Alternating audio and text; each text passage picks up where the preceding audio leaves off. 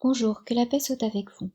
Afin de comprendre le signe qui doit confirmer que le Mahdi est le vrai Mahdi, je vais vous parler de Gédéon, dont on trouve l'histoire dans le livre des Juges, dans la Bible. Gédéon se distingue des autres hommes parce qu'il est fidèle à Yahvé, tout simplement, contrairement à certains de ses congénères qui idolâtrent Baal.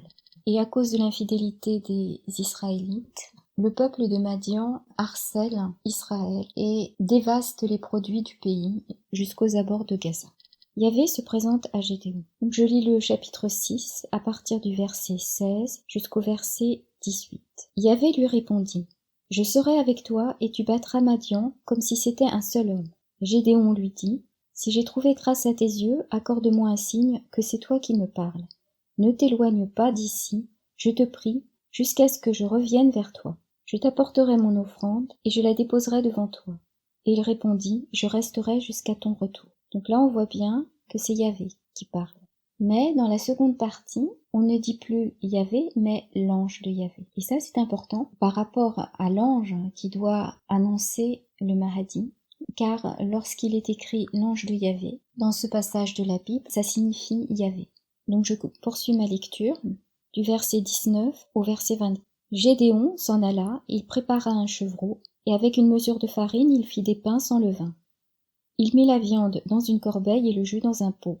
Puis il lui apporta le tout sous le térébinthe. Comme il s'approchait, l'ange de Yahvé lui dit: « Prends la viande et les pains sans levain, pose-les sur ce rocher et répands le jus. » Et Gédéon fit ainsi. Donc là, on voit bien que Yahvé est désigné par l'expression ange de Yahvé. Ensuite, nous avons la description de la manifestation sous forme de feu, ce que nous appelons, nous les chrétiens, l'Esprit Saint. Je poursuis, du verset 21 au verset 24. Alors l'ange de Yahvé étendit l'extrémité du bâton qu'il tenait à la main, et il toucha la viande et les pains sans levain. Le feu jaillit du roc, il dévora la viande et les pains sans levain, et l'ange de Yahvé disparut à ses yeux. Alors Gédéon vit que c'était l'ange de Yahvé, et il dit: « Hélas, mon Seigneur Yahvé, c'est donc que j'ai vu l'ange de Yahvé face à face. » Yahvé lui répondit: « Que la paix soit avec toi, ne crains rien, tu ne mourras pas. » En cet endroit, Gédéon bâtit à Yahvé un autel, et il le nomma Yahvé Paix. Cet autel est encore aujourd'hui à Ophra d'Abiézer. Je vais tenter d'expliquer succinctement ce qu'est l'Esprit Saint par une métaphore. Quand on parle de l'eau, on s'imagine l'eau courante, mais en fait, l'eau peut avoir d'autres formes. Elle peut se présenter sous la forme de glace ou de vapeur d'eau. Donc on peut imaginer une goutte d'eau qui peut se présenter sous 3 états différents. Donc un état gazeux, la vapeur, un état solide, la glace, un état liquide, l'eau courante, mais c'est toujours la goutte d'eau. C'est la même nature. Donc c'est une métaphore assez pauvre qui peut donner une idée de ce qu'est la Trinité chez les chrétiens, qu'on nomme le Père, le Fils et le Saint-Esprit. Mais c'est toujours Dieu et ils sont toujours ensemble. Simplement, nous, dans notre limitation, nous n'arrivons à percevoir dans le feu que l'Esprit Saint. Mais il faut savoir que Dieu est tout entier présent. Donc l'Esprit Saint, on le voit aussi sous la forme d'une colombe quand elle est descendue sur Jésus-Christ lors du baptême. Et je lis dans le chapitre 1 de l'Évangile selon saint Marc, les versets 9 et 10. « Et il advint qu'en ces jours-là, Jésus vint de Nazareth de Galilée, et il fut baptisé dans le Jourdain par Jean. Et aussitôt, remontant de l'eau, il vit les cieux se déchirer, et l'Esprit comme une colombe descendre vers lui. Et une voix vint des cieux: « Tu es mon Fils bien-aimé, tu as toute ma faveur. » Donc il est possible que le bruit du fracas soit le déchirement du ciel. En tout cas, ce ne sera pas un signe qui pourrait être produit par une technologie comme HAARP dans le ciel, par exemple le choc de météorites. À cause de cette technologie, il faudra vraiment être très vigilant. Il ne faudra pas porter caution à tout type de signes dans le ciel, car nous baignons dans une illusion. Et il faut en être très conscient. Et c'est pour cela que je pense que le Mahdi sera un peu comme Gédéon, très humble, très conscient que le premier ennemi sera lui-même. C'est-à-dire qu'il doit se méfier de son imagination. Et pour cela, je vais lire un autre passage toujours dans le livre des Juges, chapitre 6, du verset 36 au verset 40. Gédéon dit à Dieu, « Si vraiment tu veux délivrer Israël par ma main, comme tu l'as dit, voici que j'étends sur l'air une toison de laine. S'il y a de la rosée seulement sur la toison et que le sol reste sec, alors je saurai que tu délivreras Israël par ma main, comme tu l'as dit. » Et il en fut ainsi. Gédéon se leva le lendemain, il pressa la toison, et de la toison il exprima la rosée, une pleine coupe d'eau. Gédéon dit encore à Dieu, « Que ta colère ne s'enflamme pas contre moi, si je parle encore une fois. Permets que je fasse une dernière fois l'épreuve de la toison, qu'il n'y ait de sec que sur la toison, et qu'il y ait de la rosée sur tout le sol. » Et Dieu fit ainsi en cette nuit-là. La toison seule resta sèche, et il y eut de la rosée sur tout le sol.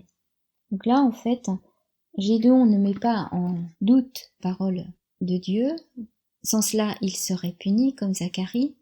Dieu lit dans son cœur et vraisemblablement, c'est comme cela que je l'interprète, il voit que Gédéon a besoin de s'assurer que ce n'est pas son imagination, que ce qu'il entend ne vient pas de son imagination. Il aura envie de gagner, forcément. Alors évidemment, à l'époque, il n'y avait pas ces connaissances du psychisme et on n'avait pas des notions de l'ego. C'est à peu près cela dont il se méfiait.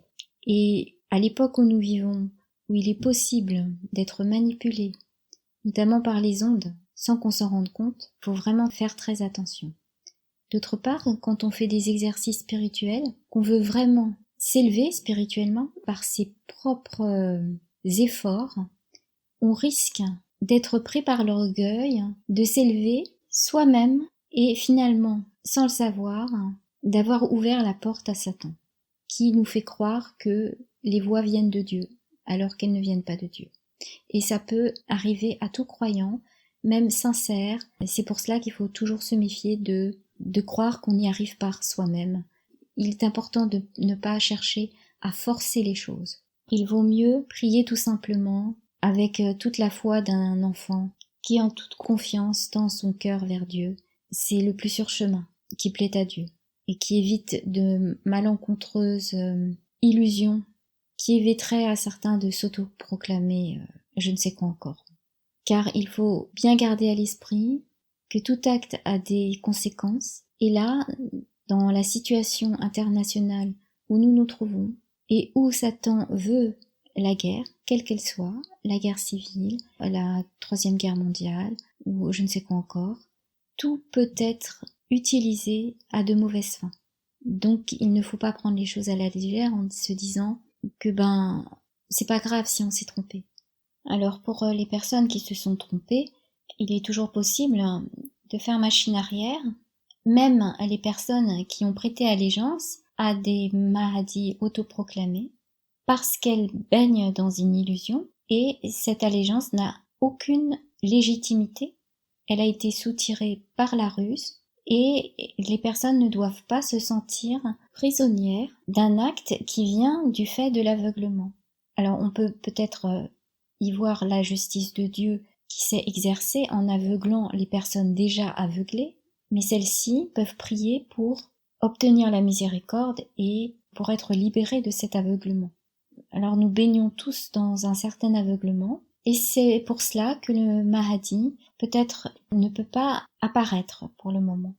Et je pense que c'est la même chose pour le roi de France. En ce qui concerne la France, peut-être il ne pourra pas venir tant que les Français ne se seront pas décidés à ce que le pays devienne chrétien, catholique, puisse soutenir le nouveau saint pontife, mais pas de manière superficielle, à des fins égoïstes, dans un esprit de stratagème pour sauver les meubles, mais dans un esprit sincère de repentance, de s'être détourné de Dieu.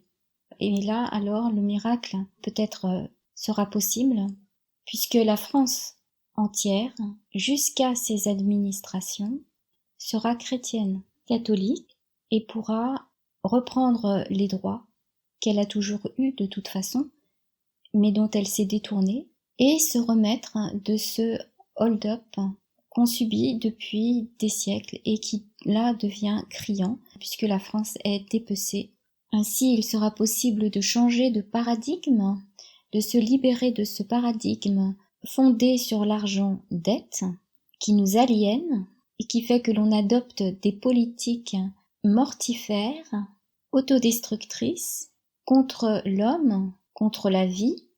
Mais il n'est pas seulement question de l'argent, qu'on idolâtre et dont on est aliéné, et pour lequel on court à notre perte, jusqu'à mettre en danger nos propres enfants, puisque vous vous doutez bien que l'on vit un court répit, mais bientôt les personnes qui n'ont pas de revenus vont être vraisemblablement enrôlées dans des brigades d'anges de la mort qui retireront à leurs parents leurs enfants sous prétexte qu'ils seraient porteurs d'un agent pathogène, et cela afin d'alimenter le système, la bête, le système du mal qui régit ce monde, que j'ai décrit dans l'audio l'Apocalypse, la première bête et la deuxième bête. Il faut se préparer à changer de paradigme, et là tout dépend du cœur des Français. Que la paix soit avec vous.